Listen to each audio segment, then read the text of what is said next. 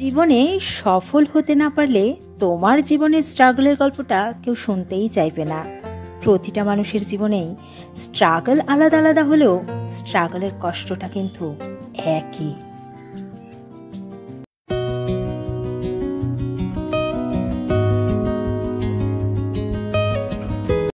Hello friends, good morning. কেমন আছো তোমরা সবাই? আশা করছি সবাই খুব ভালো আছো। আর আমি ইতি আবারও ফিরে এসেছি আরও একটি নতুন ভিডিওর সঙ্গে। তো আজকের ভিডিওটা আশা করছি তোমাদের খুব ভালো লাগবে। তো সঙ্গে থাকো, পুরো ভিডিওটা দেখতে থাকো। আর হ্যাঁ, যারা এখনও চ্যানেলটা সাবস্ক্রাইব করোনি, আজকে আমার ভিডিও নতুন দেখছো, তারা আমার চ্যানেলটা সাবস্ক্রাইব করে দিয়ে আমার পাশে থেকো, সাথে থেকো, আর আমাকে অনেক অনেক উৎসাহ দিতে থেকো। আর যারা চ্যানেলটা অলরেডি সাবস্ক্রাইব করে দিয়েছো, সাথে আছো, পাশে আছো, লাইক কমেন্ট শেয়ার করছো, তাদের জন্য রইল অনেক অনেক ভালোবাসা, অনেক অনেক কৃতজ্ঞতা।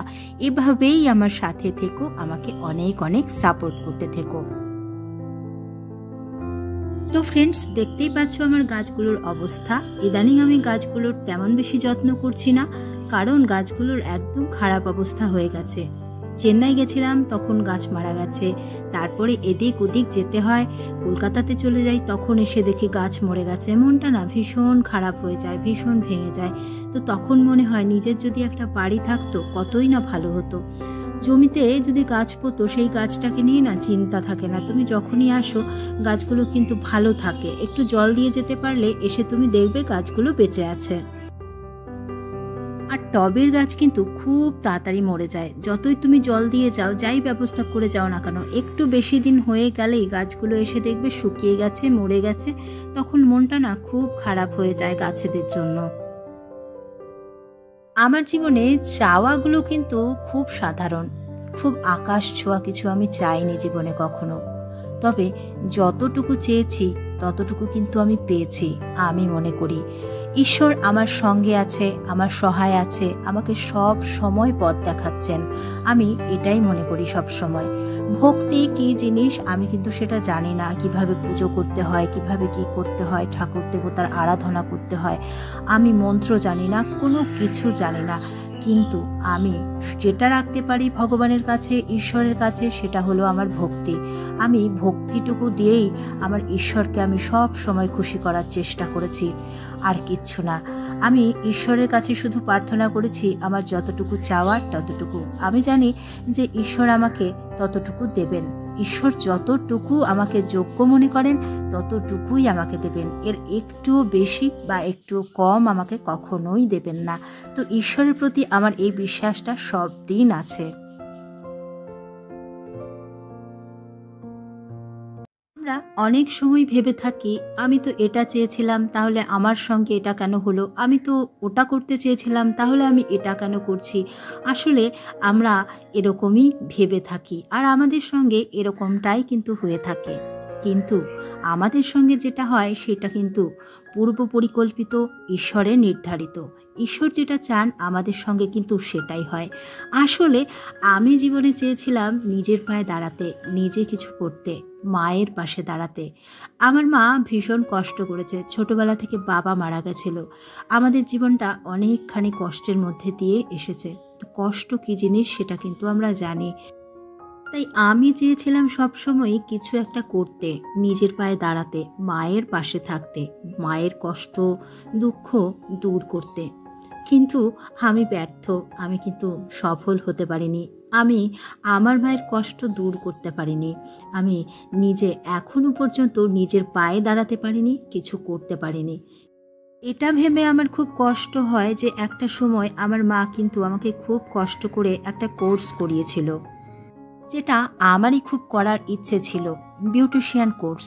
তো আমার ইচ্ছে ছিল আমি একটা দোকান করি, আমি নিজের পায়ে দাঁড়াই, মাকে দেখাশোনা করি। কিন্তু কোনো কারণেই হোক সেটা আমার হয়নি। তবে কষ্টটা সেটা নিয়ে নয় যে আমি কাজটা করতে পারিনি বা কাজটা করে নিজের পায়ে দাঁড়াতে পারিনি। কষ্ট এটাই যে সেই সময়টাতে মা কিন্তু আমাকে প্রত্যেক মাসের টাকাটা অনেক কষ্ট করে জোগাড় করে দিয়েছে, অনেক কষ্ট করে। তো আমি মায়ের সেই কষ্টের কিন্তু কোনো দাম দিতে পারিনি। এই দুঃখ হয়তো আমার সারা জীবন রয়ে যাবে। আমি জানি না মায়ের এই কষ্ট আমি কিভাবে দূর করতে পারবো। হয়তো মায়ের জন্য আমি ভবিষ্যতে কিছু করতেও পারবো না, কারণ মা সেই পরিস্থিতিতে আর নেই, সেই পর্যায়েও আর নেই। আমি হয়তো মায়ের জন্য কিছু করতে পারবো না, কিন্তু কষ্টটা আমার থেকে যাবে। ফ্রেন্ডস, সকাল থেকে অনেক কাজ করছি, তোমাদের সঙ্গে সেগুলো আমি শেয়ার করতে পারছি না বলতে তোমাদেরকে আমি দেখাতে পারছি না। ধরে ধরে দেখো রান্নাবান্না কিন্তু শুরু করে দিয়েছি, আর শুরু করতে করতে করতে করতে তোমাদের সঙ্গে কিন্তু অনেক অনেক কথা বলছি, অনেক অনেক গল্প করছি, যেটা আমার অভ্যেস। আমার কথা বলতে ভালো লাগে তোমাদের সঙ্গে, তাই। তো ফ্রেন্ডস, জীবনে সফল না হতে পারলে তোমার জীবনের স্ট্রাগলের গল্পটা কিন্তু কেউ শুনতে চাইবে না। প্রতিটা মানুষের জীবনেই স্ট্রাগল আলাদা আলাদা হলেও স্ট্রাগলের কষ্টটা কিন্তু একই। বেশিরভাগ মানুষই জীবনে সফল হতে পারে না, কারণটা এটা নয় যে সে চেষ্টা করেনি। আসলে বেশিরভাগ মানুষই বুঝতে পারে না তাকে ঠিক কীভাবে চেষ্টা করতে হবে বা তার ঠিক কী করা উচিত। আর এই বুঝতে না পারার কারণেই গোলক ধাঁধায় আটকে পড়ে মানুষটা, খুঁজে পায় না কোনো পথ, তার সব চেষ্টাই মাটি হয়ে যায়। কেউ যদি একবার বুঝতে পারে যে তার ঠিক কী করা উচিত, কোন কাজটা সে একদম ঠিকঠাক করতে পারে, তখন সেই কাজই কিন্তু মানুষটাকে সাফল্য এনে দিতে পারে। কথায় আছে, চেষ্টার অসাধ্য কিছুই নেই। তবে চেষ্টা যদি মানুষ ভুল পথে করে, তাহলে কিন্তু যতই সাধ্য সাধনা করো না কেন, সে চেষ্টা বিফলে যাবেই। কোনো কিছু করার আগে নিজের সঙ্গে কথা বলাটা খুব দরকার। নিজের মনকে জিজ্ঞেস করাটা খুব দরকার যে আমি আসলে কী করতে চাই, কোনটা করতে চাই।